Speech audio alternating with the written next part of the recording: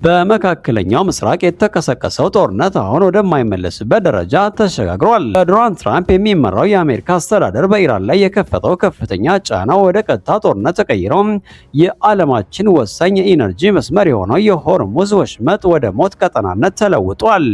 የአውሮፓና የአሜሪካ መርከቦች በሽብር ተውጠው መንቀሳቀስ ባቃታቸው በዚህ ወቅት የዓለማችን ሁለተኛዋ ልዕለ ሀያል ሀገር ቻይና ማንም ሳይገምተው በዝምታ ወደ ጦርነቱ ቀጠና ገብታለች።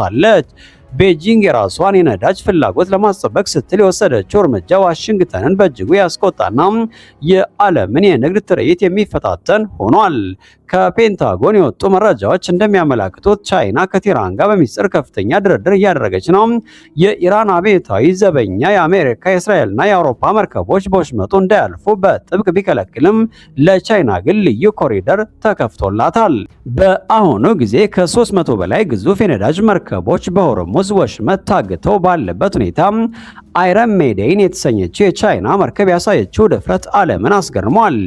መርከቧ የራዳር መለያዋ ላይ ቻይና ኦነር የሚል መልእክት በመልቀቅ በኢራን የሚሳኤል ባትሪዎች ሳይነኩ በሰላም አልፈዋል። ይህ የሚያሳየው ቻይና በመካከለኛው ምስራቅ አዲሷ የባህር ላይ ፖሊስ ለመሆን እየተንቀሳቀሰች መሆኑና የአሜሪካን የባህር ኃይል የበላይነት በግልጽ እየተገዳደረች መሆኑ ነው። በወታደራዊ ግንባር ያለው ሁኔታ እጅግ አስፈሪ ሁኔታን ፈጥሯል። የኢራን አብዮታዊ ዘበኛ ኦፕሬሽን እውነተኛ ቃል ኪዳን 4 የተሰኘው መጠነ ሰፊ ጥቃት 20ኛ ዙር ላይ መድረሱን በይፋ አብስሯል። ኢራን ያወጣቸው ተከታታይ ምስል እንደሚያሳየው በመቶዎች የሚቆጠሩ ራስን አጥፊ ድሮኖች እና ባሊስቲክ ሚሳይሎች በአሜሪካና በእስራኤል ወታደራዊ ይዞታዎች ላይ እንደ በረዶ እየወረዱ ነው። ይህ ጥቃት እስካሁን ከተሰነዘሩት ሁሉ እጅግ ዘመናዊና አውዳሚ እንደሆነ እየተነገረ ነው።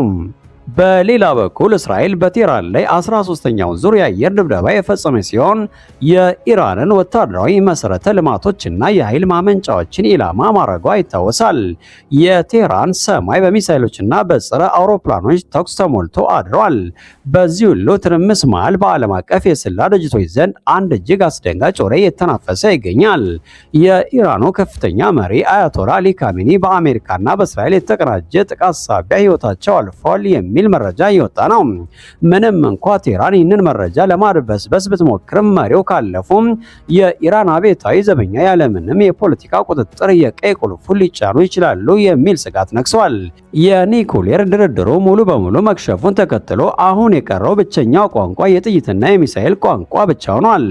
የካሜኒ ሞት ከተረጋገጠ መካከለኛው ምስራቅ ወደማይመለስበት የለየለት የእርስ በርስና ቀጠናዊ ጦርነት ውስጥ መግባቱ አይቀሬ ነው።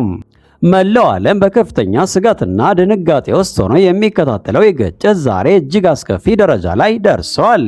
የኢራን ጦር ኃይሎች በቴል አቪቭ ላይ የከፈቱት የሚሳኤል ናዳ እስራኤልን ብቻ ሳይሆን መላውን የምዕራባውያንን የደህንነት መዋቅር እያናወጠ ይገኛል።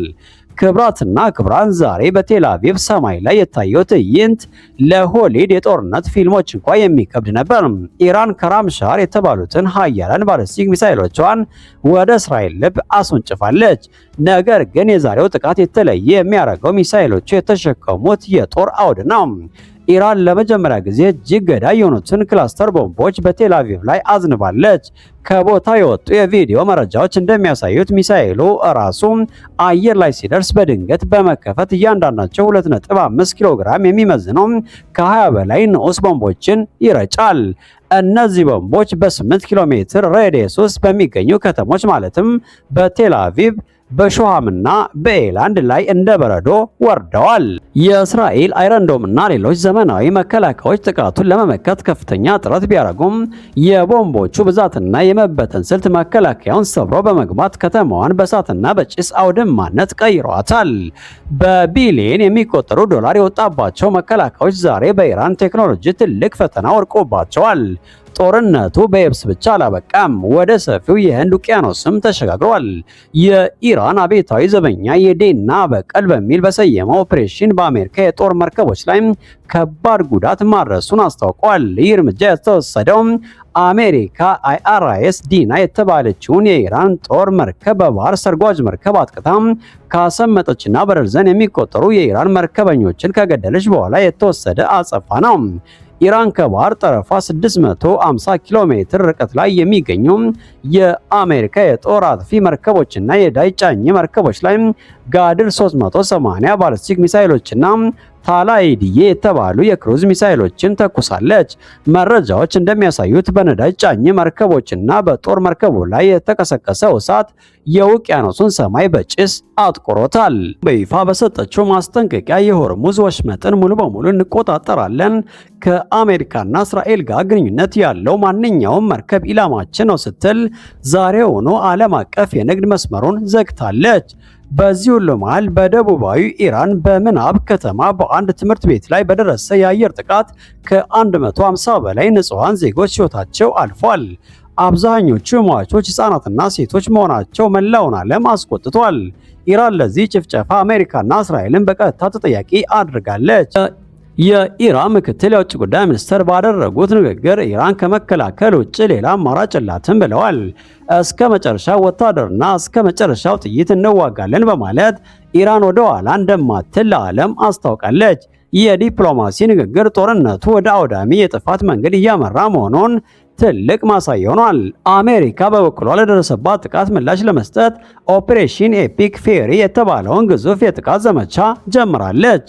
የአሜሪካ ማዕከላዊ እዝ አዛዥ አድሚራል ኩፐር እንደገለጹት የአሜሪካ ቢቱ ስውር ቦምብ ጣይ አውሮፕላኖች በኢራን ላይ ከባድ ጥቃት ፈጽመዋል። እነዚህ አውሮፕላኖች መሬት ሰርሳሪ የሆኑ 2000 ፓውንድ ክብደት ያላቸው ቦምቦችን በመጠቀም የኢራን ሚሳኤሎችን ማከማቻዎችና ወታደራዊ የጦር ማዘዣ ጣቢያዎችን ደምስሰዋል ብለዋል።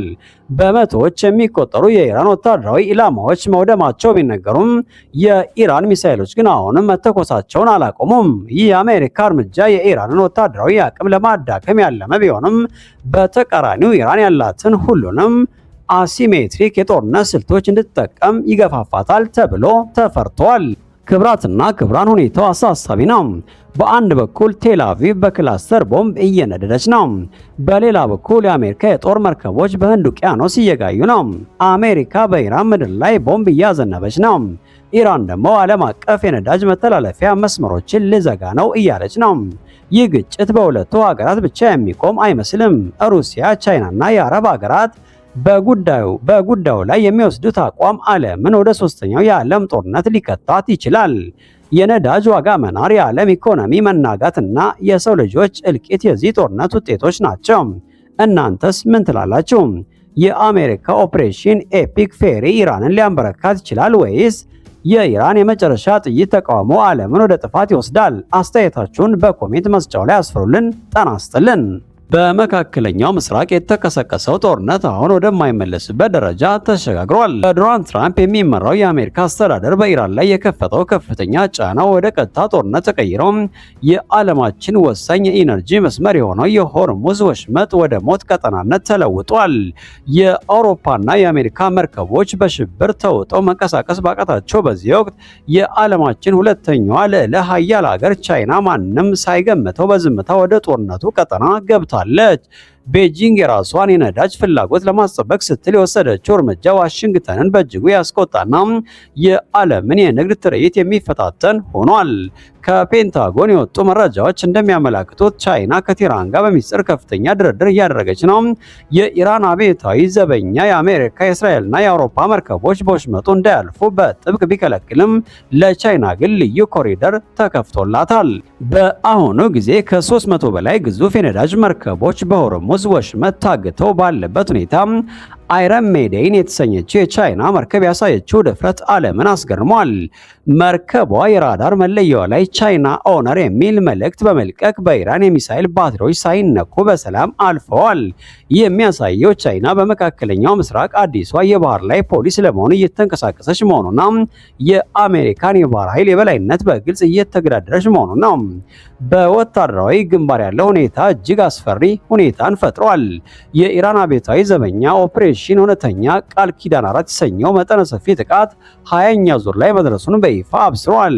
ኢራን ያወጣቸው ተከታታይ ምስል እንደሚያሳየው በመቶዎች የሚቆጠሩ ራስን አጥፊ ድሮኖች እና ባሊስቲክ ሚሳይሎች በአሜሪካና በእስራኤል ወታደራዊ ይዞታዎች ላይ እንደ በረዶ እየወረዱ ነው። ይህ ጥቃት እስካሁን ከተሰነዘሩት ሁሉ እጅግ ዘመናዊና አውዳሚ እንደሆነ እየተነገረ ነው።